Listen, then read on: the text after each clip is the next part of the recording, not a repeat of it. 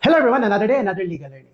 Many people ask, unsay mahitabo if ang usa ka borrower or usa ka teacher na ng loan namatay, nya wala niya na impas ang iyahang utang. Ma-quits ra ba na siya ang iyang utang or ma-transfer sa iyang mga anak? Tara, let's talk about this.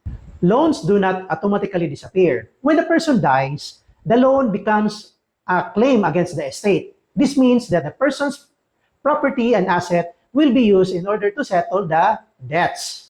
In a case decided by the Supreme Court in Hinato versus Bayhon et al. 2009, si Supreme Court klaro niingon na kung mamatay na si debtor, dili na gyud siya mapugos personally.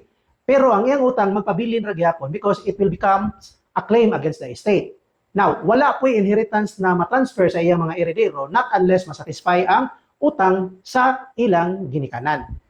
Ang general rule, money debts are chargeable against the property or assets left by the deceased. The heirs are not personally liable kung kuwangan man gani ang estate sa namatay. Dili nimo ikay nagpautang, dili ka pwede maningil sa mga uncollectible balances sa namatay. This is in Gonzales et al. Versus Basas et al. 2022 na case decided by the Supreme Court.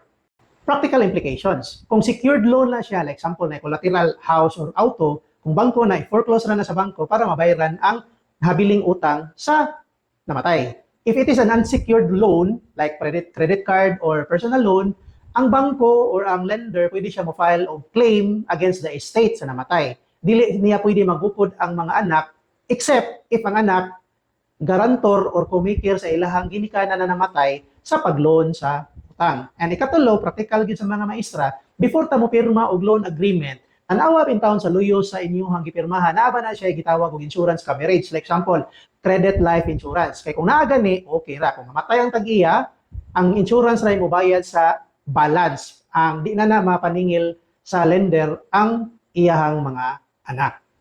This has been Attorney Ken Norway B. Mersado saying, let's continue to empower our community with knowledge, dignity, and justice. So if you want to learn more videos about Philippine and educational laws, please follow, like, share, and subscribe for more updates. Thank you so much for watching and God bless.